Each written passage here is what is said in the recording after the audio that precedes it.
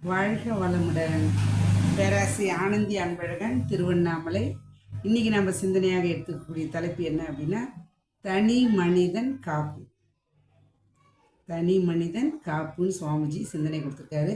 அது என்ன நம்ம சிந்திச்சு செயல்படுத்துவோம்.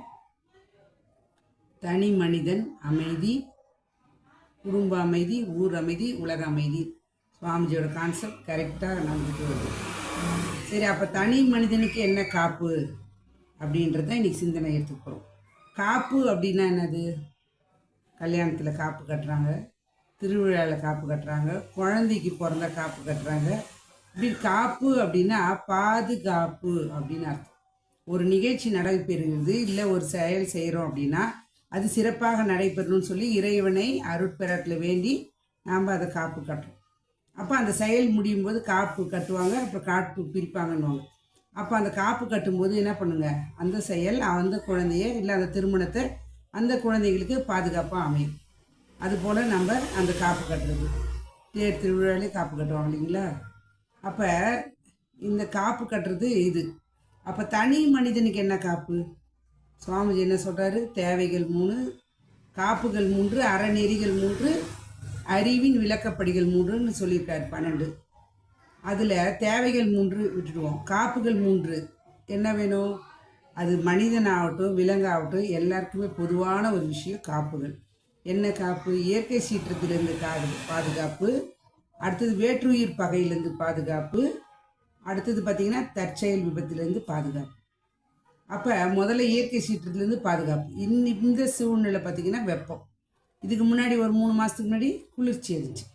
அப்போ அதுலேருந்து தட்பவெப்ப சூழ்நிலைக்கு ஏற்ற மாதிரி அவன் என்ன பண்ணுங்க, பாதுகாப்பாக இருக்க வேணும்னு சொல்லிட்டு அது எல்லா உயிருக்கும் ஒன்று தான். அது பறவை இனமாகட்டும், ஓரறிவு முதல் ஈரறிவு முதல் 5 அறிவு படை விலங்கின வரை 6வது அறிவுப்படுத்த மனிதனுக்கும் இயற்கை சீற்றத்துலேருந்து பாதுகாப்பு தேவை. இப்போ நம்ம ட்ரெஸ்ஸு அதுக்கேற்ற மாதிரி உடுத்திக்கிறோம், இடத்தை அதுக்கேற்ற மாதிரி அமைச்சிக்கிறோம். அப்போ அடுத்தது பார்த்தீங்க அப்படின்னா என்ன பண்ணுங்க, இயற்கை சீற்றத்துலேருந்து பாதுகாப்பு, வேற்றுயிர் பகையிலேருந்து பாதுகாப்பு. சுவாமிஜி அதை சொல்கிறாரு. கொசு கடிக்குது, என்ன பண்ணலாம், நம்ம யாரும் எதுவும் துன்பம் பண்ணக்கூடாது அப்படின்ட்டு அதை சொல்லுவார் அழகாக. என்ன பண்ணுறது, நம்மளா அதுக்கிட்ட மேலே கேஸாக போட முடியும், எலி மேலேயோ இல்லை கரப்பாம்பூச்சி மேலேயோ. அதுக்கிட்டேருந்து நம்ம பாதுகாப்பு. நிறைய ஜந்துக்கள் இருக்கும், இன்றைக்கி இருக்கலாம், சில இடத்துல வந்துட்டு தான் இருக்குது. அப்போ அந்த ஜந்துக்கள்லேருந்து பாதுகாப்பு என்ன பண்ணுவாங்க, மஞ்சத்தூள் போடுறது, அருட்காப்பு. நல்ல பலன் கிடைக்கும். மனவளக்கலையில் இருக்கவங்களுக்கு தெரியும், அருட்காப்புன்னு ஒரு விஷயம் இருக்குதுன்னு. அந்த விஷயத்தை போட்டால் எனக்கு தெரிஞ்ச 2-3 வீட்டில் நல்ல விஷயம் நடக்கும். அந்த அந்த காப்புக்கு அந்த ஜந்துக்கள் மரியாதை தரும். அப்போ எந்த அளவுக்கு பாருங்கள், அந்த அருட்பெறல் நம்மளுக்கு காப்பாக அமையுது. அப்போ அடுத்தது பார்த்தீங்க அப்படின்னா வேற்றுயிர் பகை, இயற்கை சீற்றத்தின் பகை, தற்செயல் விபத்து. இது நம்ம எதுவும் செய்ய முடியாது. நம்ம வினைப்பதிவுக்கு ஏற்ற மாதிரி தற்செயல் விபத்து நடக்க தான் செய்யும். ஆனால் நம்ம என்ன பண்ணுங்க, அதுக்கும் அருட்காப்பு நல்லா வேலை செய்யும். தலைக்கு வந்தது தலைப்பையோடு போச்சுன்னு பாருங்க. இப்போ காப்பு அப்படின்னா தனி மனிதனுக்கு இது சுவாமிஜி கொடுத்துருக்காரு. ஆனால் இதோட அடுத்ததை பார்த்தீங்க அப்படின்னா சுதந்திரத்தில் தலையிடக்கூடாது, அதுவும் காப்பு அப்படின்றார். சுதந்திரம் அப்படின்னா என்ன? எப்படி வேணா தான் தோன்றித்தனமாக வளர்றது சுதந்திரம் இல்லை. ஒரு செடி வளருது, ஒரு கொடி வளருதுன்னா அது முறையாக நம்ம ஒழுங்கு பண்ணும்போது தான் அது சரியாக வளரும். அப்போ ஒவ்வொரு தனி மனிதனும் தன்னை சரிப்படுத்தி கொள்ள மற்றவங்களை குறை சொல்லியோ மற்றவங்க விஷயத்தில் மூக்க நுழைச்சியோ நாம் செயல்படுத்தக்கூடாது. அப்போ என்ன பண்ணுங்க, ஒவ்வொரு தனி மனிதனும் காப்பாக தன்னையும் பாதுகாத்து கொள்ள வேண்டும். சுதந்திரம் இருக்குதுன்றதுக்காக எதை வேணாலும் செய்யலாம், எப்படி வேணாலும் செய்யலாம்னு இருக்கக்கூடாது. எந்த ஒரு விஷயத்தையும் செய்யலாமா வேணாமான்னு யோசிச்சுட்டு தான் செய்யணும். அது எண்ணம் சொல் செயலில் எல்லாருக்கும் நன்மையே செய்யணும், நமக்கும் நன்மையே இருக்கணும்.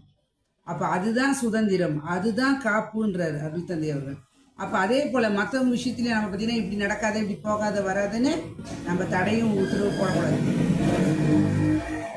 ஆனால் சில விஷயங்களுக்கு என்ன பண்ணுங்க, இப்போ எப்படி செடி வளருதோ அதை கரெக்டாக நம்ம வளர்த்துறோமோ அதே போல் என்ன பண்ணுறோங்க, இப்போ குழந்தை வளருது, பயிர் வளருது அப்படின்னா அதை நம்ம பாதுகாத்தா தான் பிற்காலத்தில் சமுதாயத்துக்கு நமக்கும் உதவும்.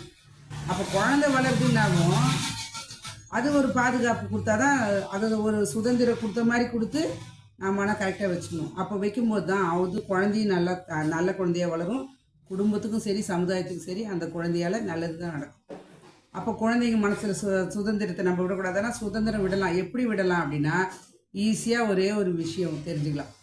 அதாவது பட்டத்தை தான் உதாரணம் சொல்லணும். பட்டம் பறகுதுன்னா கையில் எங்கே இருக்குது, நூல் இங்கே நம்ம கையில் இருக்குது. நூலை விட்டுட்டோன்னா பட்டம் போயிடும், தாறுமாறாக போயிடும்.